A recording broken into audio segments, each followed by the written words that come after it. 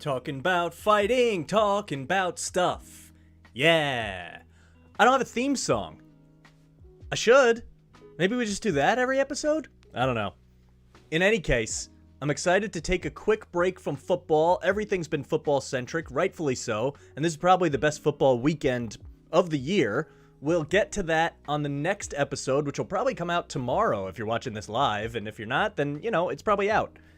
But today, UFC 270 is around the corner. I wanted to break down some of the fights. I have picks that I like.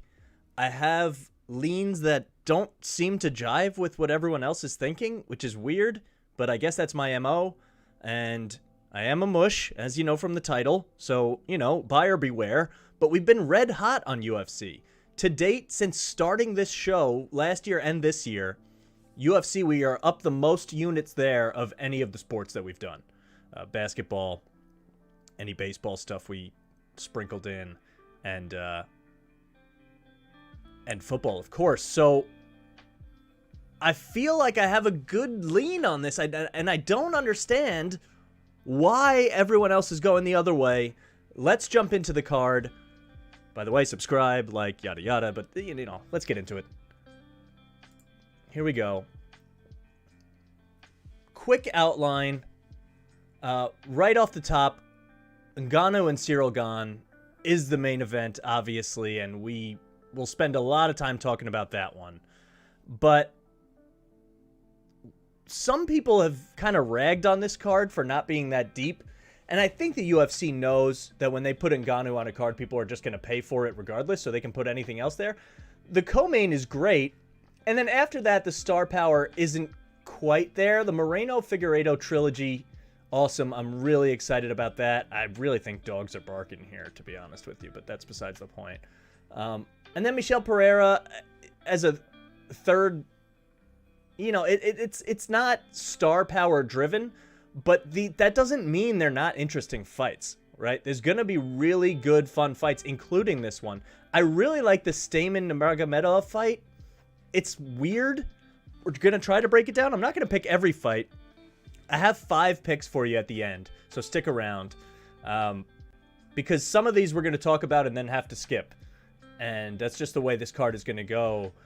Rodolfo Vieira, Wellington Turman. I do have a lean for this one, but I don't know if people are going to agree with that one either. Prelims are okay. I don't want to go too far into a lot of these fights. We'll pick a couple of them that I like. Not much of it on my card personally because of the odds, but we'll touch on them. And then early prelims, let's not go crazy here, but I do like this fight. And I think we start right there. It's interesting. I'm a Long Island guy. I'm from Long Island. Matt Frevola, also from Long Island. Sarah Weidman, or Longo Weidman, or, however that works now.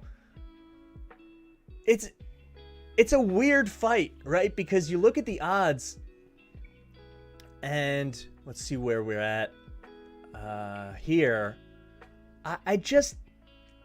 I like Frevola. I want to be able to back him, but Valdez is a monster on the feet with crazy power, and I'm not really understanding what Frevola is doing here to be a minus 200 favorite.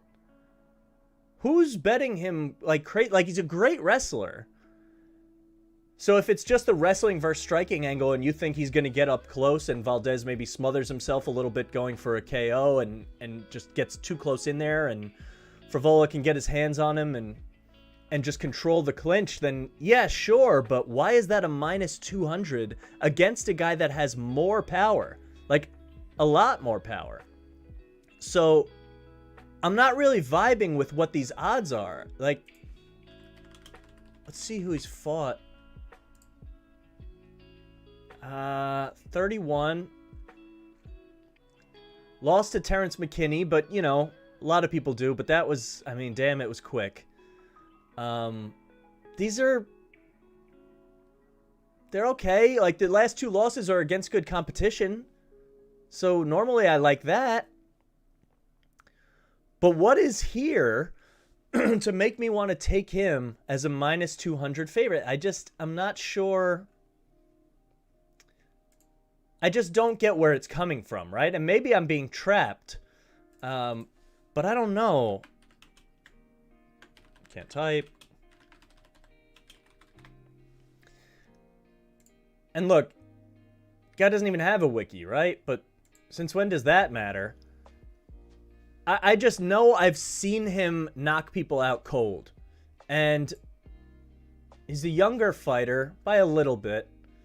Technically undefeated. This is his biggest test. Fought on the Contender Series.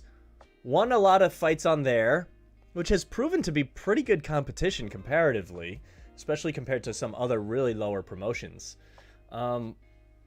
Has actually showed some rear naked choke ability to just beat people into submission and take their back. I'm not expecting that's going to happen. If he goes to the ground and tries that, it's going to go poorly. But from what I've seen from him, he can really just swing. So I don't want to spend too much time on this, but it's going to come around in some of my picks, and I don't want you to be shocked. I'm just, in these undercard fights, it becomes really, really apparent when there's a real power discrepancy, right? You see one shot land, and everything changes. And while Matt Frevola can really wrestle, and I can see a path to victory for sure, just make this one as ugly as possible. I don't want to say lay and pray, that's not his style. But, you know, get it to the ground and just control. Top control, ground and pound. I get it. I just think the odds are way out of whack. So this is a purely odds-driven and power-driven pick. But I like Valdez here. Other than that, I'm willing to skip past the early prelims. Some good fights here, don't get me wrong. I'm going to watch them. But nothing big that I'm leaning towards. And here too, right? You know, the Trevin Giles fight. Let's look at the odds on this. I almost liked it as an underdog, but, you know, I don't know how to feel. A lot of Mexican fighters on this card, which is cool.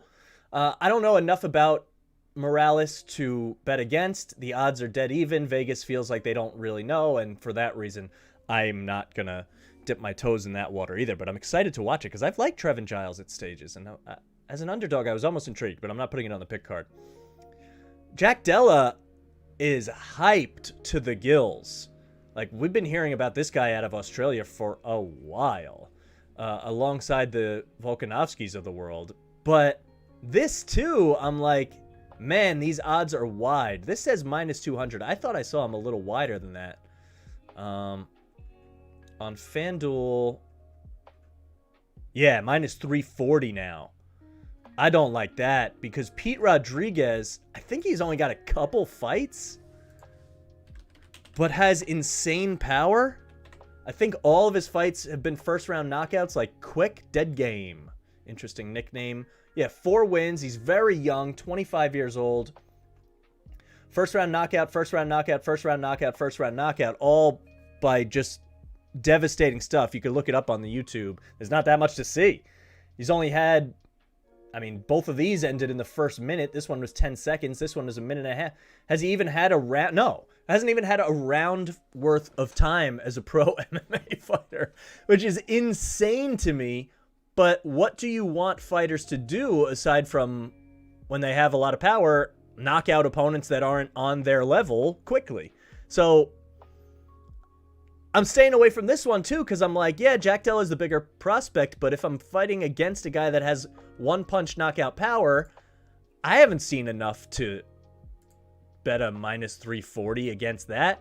So honestly, if you wanted to take Pete Rodriguez knockout, I can't imagine a world where Pete Rodriguez wins a decision, but I haven't seen enough of him to really put that judgment out there. I can understand a Pete Rodriguez knockout prop, and let's see if they have it here. Method of victory. Plus 460. Yeah, I mean, it's not on my card, but I could sure see it being there if we have a good football weekend on Saturday afternoon, you know? And maybe we sprinkle into this one. I don't know. Check the Twitter at Mike Mush Sports. You'll always get updates there if we're not live on here. But yeah, that's kind of how I feel about that one. Jack Della is getting so much hype, and I think people are going to put that in parlays, and he could definitely win, right? He's a more skilled fighter, more well-rounded, has a lot in his arsenal. I'm not saying he can't win the fight, but I could see this being a real parlay buster if people are just trying to put in an easy favorite and it doesn't actually turn out that way. So that's how I feel about that one. I kind of feel the same about the Ilia Topuria fight. You know, like, he's a darling. And who did he beat recently? Someone with good pedigree. I can't exactly remember who it was. Ryan Hall, but again, someone who can't strike, right? So you see all the wins. I like everything that I've seen from him. I'm really interested in him as a prospect and a fighter. But then I look at Charles Jourdain and short notice, so that's a bummer. But you're getting a guy that he's got wicked kicks. He can really fight. I like guys that get into the octagon, or girls, and really just are willing to, willing to scrap is such a stupid way to put it, but it's kind of true, right? They don't shy away. I don't imagine Charles Jourdain is going into this feeling like a plus 400, 500 underdog. He's going to go in there and throw. As for whether he has enough time to be prepared for Topuria, that's another story, but minus 650? I mean, what are we talking about here? That is bananas land. I don't get it. So I'm just staying away from this fight because I'm like, there's something I'm missing here. I don't understand.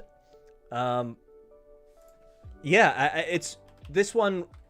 I don't know why Caps Lock is on, but we're excited about Charles. It's just weird. Air Canada beat Andre Ewell. Lost to Julian Erosa by a Darce, but Julian Erosa's pretty good. Lost to Andre Feely. It's been up and down. I'm not saying it's unbelievable. And just fought about a month ago. So if that's your concern, then sure. But plus 500, I'm not taking it. I'm also not fading it. I just, I don't know. Something about the French cat. Maybe it's GSP that just scares me. It's just his ghost lingering. Not ghost, but, you get it. Yeah, so I'm staying away from that one. But I understand the urge. But I'm just saying, don't throw Topuria in there. Same way with Jack Della. Like, don't be shocked when these other guys land some shots in the first round. You're like, Jesus, why did I take a minus 500 in a fight that's a little bit back and forth? So I'm staying away from that one too. This fight I have no feel for. None. Again, it's another one that's a minus 500. Like, I don't know why these odds are so wide. It feels like they're begging us to take the underdogs, which normally scares me away. And that's why I'm not putting these on my official picks. But dang, they're tempting. They're tempting because I don't think this is... Look, I don't ever love taking huge favorites in UFC in general. Boxing a little more can be controlled, but in UFC, there's just so much stuff that can happen. Like, you have to be... I mean, look at Amanda Nunes, right? Who apparently, I heard today, is changing camps. And starting her own camp, so that feels like a panic button move to me. I don't know, but just beware. Don't think there's any free wins here, because there isn't. So I feel pretty much equal ways about all of these undercard fights. Is like every one of these fights on the prelims, like I'd sooner take a shot on the dog than the favorite. So take that for what it's worth. None of those are actually on my pick card. Let's talk about Vieira versus Turman. Now,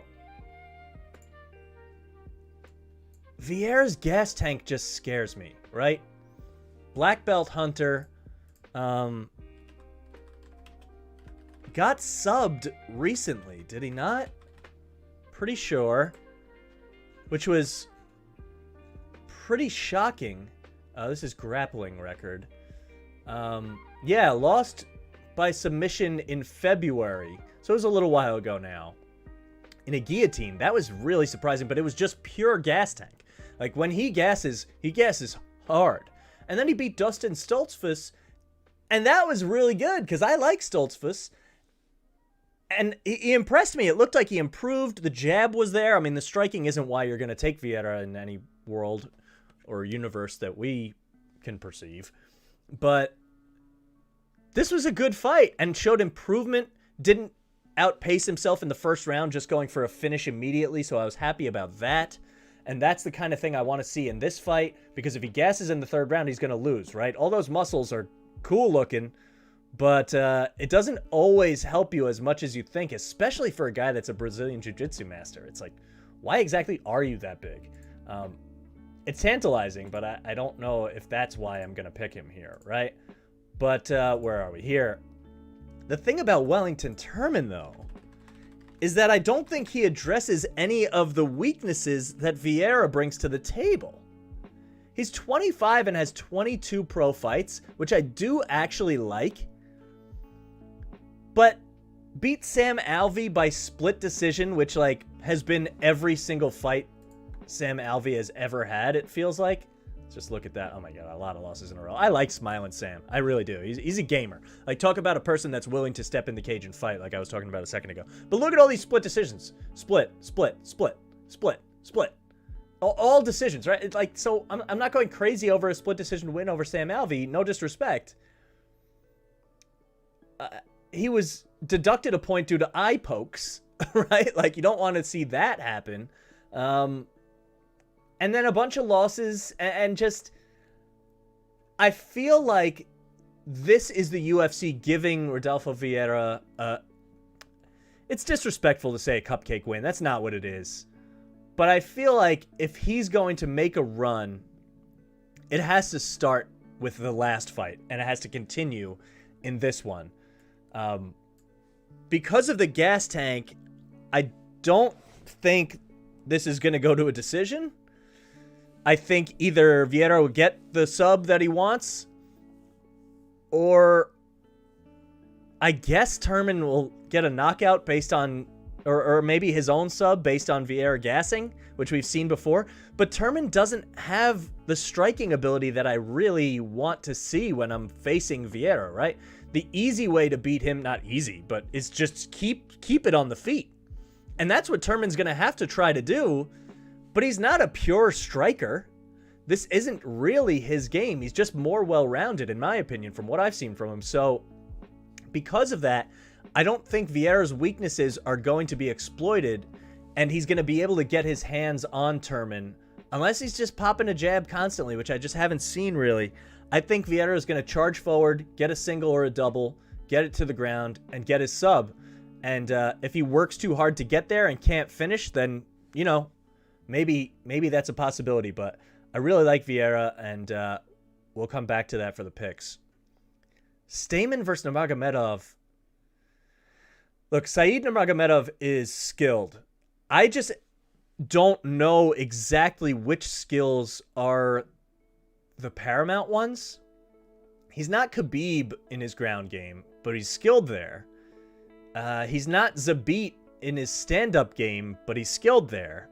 He just feels like a more well-rounded, I don't want to say the word average. That, again, is disrespectful, but I just don't know which of the skills are standing out to be a minus 200 over Cody Stamen, who is a proven ranked fighter. The problem with Stamen is it's just wrestling and nothing else. And the wrestling is there. I don't see him as a vicious ground and pound attacker. I don't see him pulling off wild submissions and moves and transfers. And I don't know if he gets it to the ground, is he even going to have a huge advantage down there? The takedowns might add up. I think that's going to happen. And so for the judges, if this gets to a decision, I like the ability for Cody Stamen to win a decision because of the takedowns that will probably happen. It's just like, if it's on the feet, does he have an advantage? Probably not. If it's on the ground, does he have the advantage? Maybe not. So I don't necessarily feel comfortable betting on Stamen because my initial thought is take the dog. He's going to get all these takedowns. He's going to win by decision. And maybe a Stamen by decision bet is worth it. Let's look at what the odds are on that. It's main card. And you can get it at Method of Victory. Points plus 250. That might be worth a flyer. It might be. Because I don't have a good feeling for how Nurmagomedov is going to win this fight, if he's going to win it. Definitely can. Not saying that. But plus 250 by points for Stamen to just have takedown after takedown after takedown. Like, if there were props in my football videos, I've been doing a ton of props and same game parlays, and keep an eye out for that one because we're going to do the divisional round. But for those, I've been trying to find synergistic ways for things to add up, right? Like take the under and the rushing total if you think it's going to be a ground game and the QBs are going to struggle or the weather's going to be bad. Stuff like that. I feel the same about props for UFC. Like if they had total number of takedowns, which would be awesome, by the way, all these books should, get on that. If they had that, I would take Stamen by points and over for his takedowns. Something like that. This is how I can see this fight going. So I'm staying away from a minus 200 favorite because I just worry he's going to be put on his back a lot. And if he gets to his back and pulls off a submission or a reversal from the bottom, I won't be that shocked, which is why I'm keeping this off of my pick sheet. But I also do like Nurmagomedov from a well-rounded standpoint compared to Stamen. So yeah, I don't know. I could see this one going a couple different ways, and for that reason, I'm going to stay away from it. Pereira, man. I mean, no one dances more, and no one dances cooler, and he's just cool. Like, I am a fan. I have him on my card because Fialho, really short notice for this one, right? Only a couple weeks, I think. And my real basis for this, again, no wiki page, but we go to the SureDog. Doesn't, kind of has the, I don't know what kind of look it is, but he hits harder than he looks, right? He's so much more skilled than he gets some credit for. Has won a bunch of fights, knocked out James Vick. I mean, a lot of people do. Lost to Chris Curtis. Again, a lot of people do. I see the winning streak. I get it. I understand that Pereira is hittable and has had his own gas tank issues in the past. But when you look at the recent fight, I thought beating Nico Price and beating Chaos Williams, both by submissions or not, is a real step above where Andre Fialho is. So I like guys that are getting steps down in competition, and I also really, really like that he's facing an opponent that does not have a full camp to prepare for all the spinning insanity that Pereira is going to bring to the table in every single fight. And while he has pumped the brakes a little bit on that front so he doesn't gas himself out immediately, which I like, and you've seen a bunch of fights now in a row get into the third round, right? This is 5 in a row. Go deep into the third round or go to decision. And while he lost 2 of those, one was to Diego Sanchez. It was an illegal knee DQ. So, I mean, he beat Diego Sanchez. Let's be real. I mean, the DQ counts, but you all get it. If we're talking about 5 fights, 4 of which were won by Pereira and all went the distance, at what point are we kind of like past the gas tank issue thing, right? It sticks to him. I get it, because it's looked bad sometimes when you're throwing 9 spinning kicks in a row and then gas out and get beaten. But I think he just might be past that. And if you can beat Nico Price, I really like Nico Price is the thing. What were the odds on that one? Easier to type.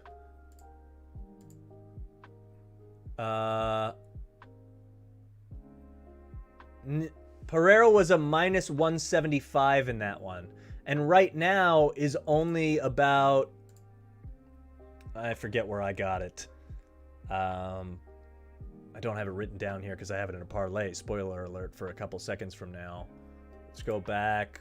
Pereira, minus 310. So we're talking about another 140 worth of juice and a big step down in competition and the possibility to improve for Pereira. And I just like the price.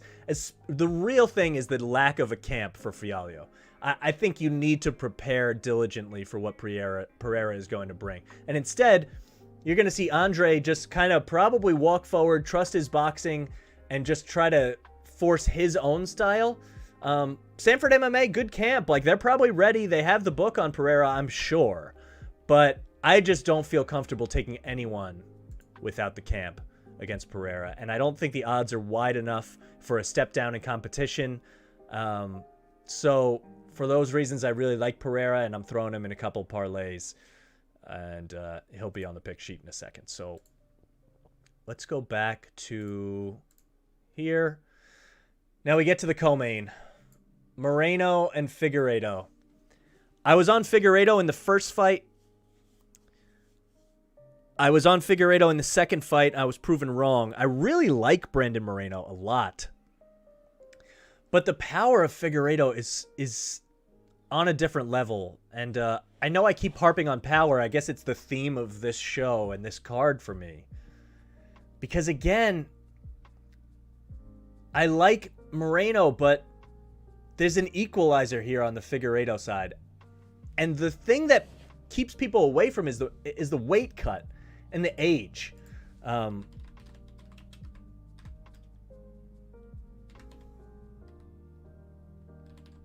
mean, it's just not even close. It's a hard one to spell. So he's 34, just turned 34. And won a lot of fights in a row before that, but it's always been a problem with the weight cut. And I can see him going up a weight class after this fight. Either way, maybe? I don't know if he's going to get away with winning the belt and then moving up right away, but that's been rumored for a while. And I don't normally sign myself up for an older fighter with a tough weight cut, because it just can go so poorly that you don't really exactly know what you're going to get. But looked great in the Benavidez fights. I've just seen the writing on the wall a little bit that this could go away. So that's what I'm scared of.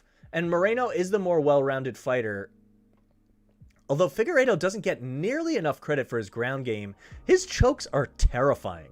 The guillotines and the rear naked that he put on Benavidez was so scary. This guy's so strong.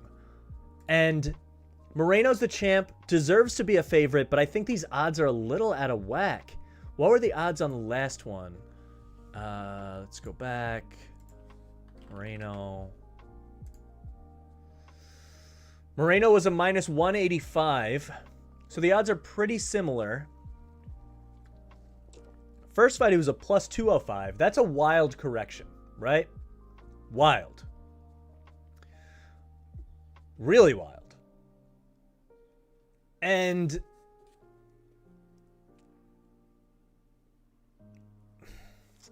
it's hard for me to see someone swing the odds that much when I don't think either of these fighters have changed that much. I think Brandon Moreno was always good.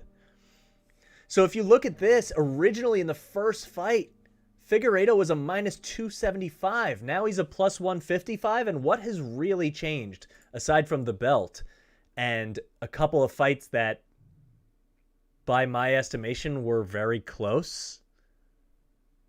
Moreno beat him up in this last one. I get it. But we're having a trilogy here. And the odds have swung this much. And they haven't fought anyone else in between. And so I keep going back to it like, I don't think you can catch me putting the minus 180 just because he's got the strap. I like Moreno. I have concerns about Figueiredo's weight cut. I like Figueiredo's power. The odds just don't jive. It doesn't work for me. Again, I'd sooner take the dog. And I feel this way lately about a lot of things. I mean, I'm big on underdogs in 2022. So take that for what it's worth. I don't have this on my card. I have a bet on the card in this fight, but not the sides. So take that for what it's worth. I just, the line movement is what scares me away from this one. Let's talk about the main event, though. Let's get into this. Francis Ngannou is a minus 135 underdog against Cyril Gane. I love Ngannou. I like what I've seen from Gane. I think it's ridiculous that we have a little C here, but that's neither here nor there. It's stupid as hell that they did an interim title fight. I think that matters. I think Ngannou would have been motivated either way, but I can't imagine he's going to be happy about seeing someone else with a heavyweight strap on. That's okay. I get it. Skip past that. He can't be happy about this, and I don't want to face I don't want to face an angry Ngannou, and I don't want to face a measured Ngannou, because in the last fight, Ngannou looked unbelievable, and it's been a little while. March 2021. I mean, that's 8 months, but he hasn't been hurt really, as far as I know. And this streak has been ridiculous all the way back to 2016. with the Blades fight. Because the Stipe loss was eye-opening, but he clearly learned a lot from it. The Derek Lewis loss means nothing to anyone. That fight was gross. I'll bring back Derek Lewis in a second because I have a note about him that relates to this one too. But you beat Blades, you beat Velasquez, you beat Junior Dos Santos, you beat Rosenstrike, and then you beat Stipe again. So what is there not to like with this guy? I don't particularly understand. 6'4", 263. Cyril Gane, 6'4", 247, right? So we very well may be talking about a 15 to 20 pound difference in weight. Which is really important, in my opinion. People think heavyweights are heavyweights. No. We look back at Derek Lewis versus, who did he just fight? I'm losing it now. Dawkins? Yeah, I think so. And the reason I loved, Chris Dawkins. The reason I loved Derek Lewis in this fight was because of the huge weight and power disparity. It matters. And I'm not saying that Cyril Gane is Chris Dawkins, and I'm not saying that, although he beat him, Derek Lewis is Francis Ngannou.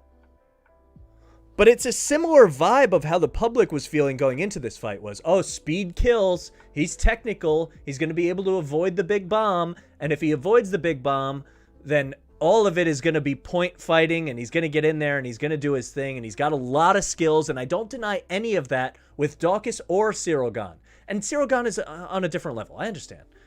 I'm not putting down Cyril Gane.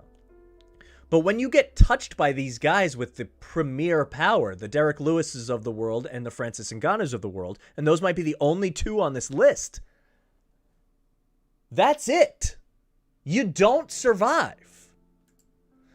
So that's how I felt about Lewis. I hammered him, and you saw it immediately. As soon as he landed a punch, everyone's like, oh my God, I can't believe I bet on Chris Dawkins.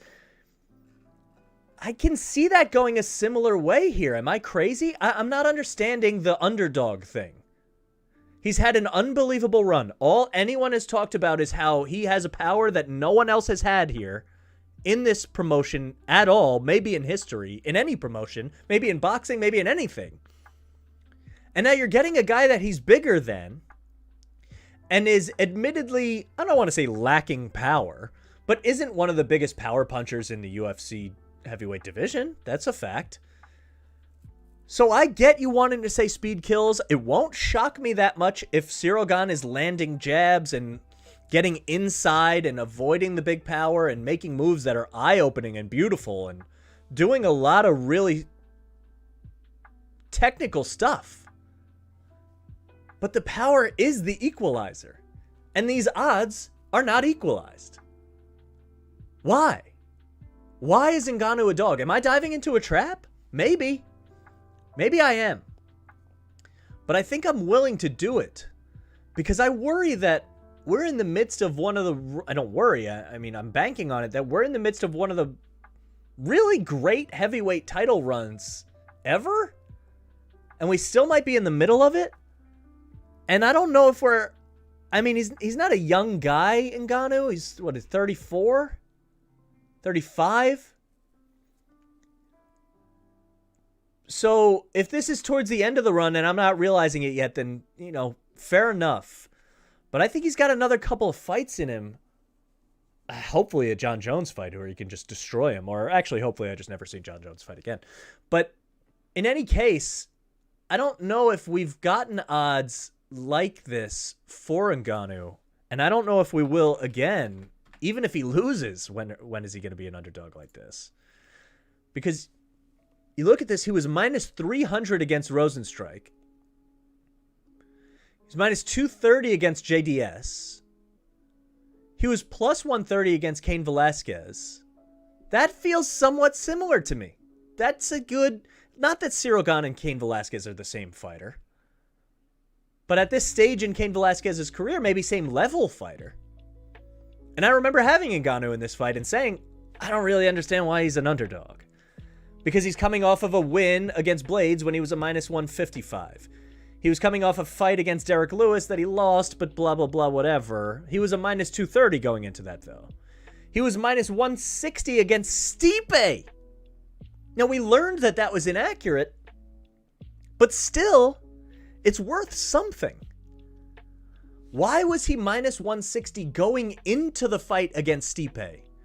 But now that we know he has improved, carried the power, learned some wrestling, which is scary, become a lot more measured, and has since beaten Stipe,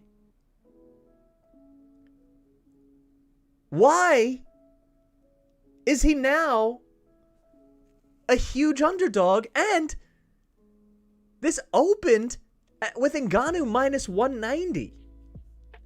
This is all action-based? That many people are on Ngannou? Maybe. I guess so. But I'm fading that. I think the opening line was way more accurate. And now that I'm getting it at plus 135, or, I mean, I don't know where it's at here, plus 120. And I think the knockout is pretty much exactly the same, plus 145. If you're getting juiced odds there, like, I understand. On my book, I think it was pretty damn similar. So I just ended up taking Ngannou overall. But I just don't understand who out there. Explain it to me. Someone talk to me. Tell me how you're willing to fade Francis Ngannou as an underdog. Because I don't get it. And the odds have consistently swung. And I'm not putting down Ciryl Gane. Maybe I haven't talked about him enough throughout this blurb. I get it. He's got the skills. But it also wouldn't shock me if Ciryl Gane wins 3 rounds in a row, 1, 2, 3, convincingly, barely gets hit, and then Ngannou comes out in the 4th, has proven to carry his power, because, by the way, even in the fight that he lost against Stipe, he carried the power late. Stipe ate a couple of big bombs. Even that was the version of Francis that was so gassed he couldn't stand, and was still carrying the power. So it's not going to shock me if Ciryl Gane is winning a fight and then gets clocked at some point. And it also isn't going to shock me if Ngannou just storms forward and wins. So I don't have it in me to pass up these odds. I don't. And that brings us to our picks. The official, hopefully not mushing it picks for UFC 270. I've got 5. We start with Valdez against Frevola. We talked about it. I like Valdez's power. I like him crashing forward. And if he can keep the fight on the feet, I think plus 160 there is where I got it. And I like those odds. I like Rodolfo Vieira inside the distance. We talked about that. I don't think Turman has the ability to exploit the weaknesses in Vieira's game. If he gasses, so be it. That's why we took inside the distance. I don't see this going all the way to a decision. And you can get that at minus 110, which feels really nice to me. So give me that. I'm also going to do a parlay of those 2 bets, Vieira inside the distance and Valdez straight up. But I'm also going to parlay those 2 with Brandon Moreno and Devison Figueiredo over 1.5 rounds. That's not the normal line. You can get it at any of the rounds on a lot of these books these days. But I'm taking the 1.5. I think you could push it to 2.5. I just didn't really need it. The odds were pretty good on this parlay to begin with. And those 3 come out to plus 562, which I really, really like. The odds are there. So maybe that's double dipping, and if I lose one of those first 2, then obviously I lose this parlay also. But I wanted some exposure to the over in Moreno Figueiredo. It feels like a good sweetener, and I like the plus 562 odds for the 3 of those. Then we get to the main event. I'm parlaying Ngannou straight up with Pereira against Fialho. We talked about that. And the 2 of those combined give you plus 219. I really like that one. And of course, as I mentioned, I'm taking Ngannou by itself, plus 135. That will vary, but you're going to get a pretty good underdog price. So I'm double dipping on a lot of these. I acknowledge it. And the floor is lower because of that, but the ceiling is higher because I'm confident in a lot of these dogs. And I just think with plus odds all over my card, I don't have to win every single one of my bets to have a good night and be up in the units. It's been working for me with football. It's been working throughout a lot of the year with UFC and last year. The dogs pay for themselves because you can go 1 for 2 and you profit. And taking these big favorites just isn't in my repertoire in the UFC these days.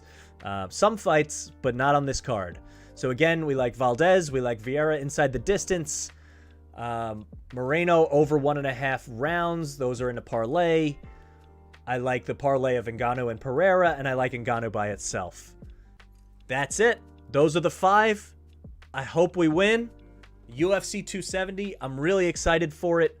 Drop a comment on the video if you think that I'm a genius or an idiot, or if you win or lose, come back. You can yell at me or you can praise me. Either way, hit the like button, subscribe, the comments. They all help the algorithm. Trying to push this thing up. We got videos coming.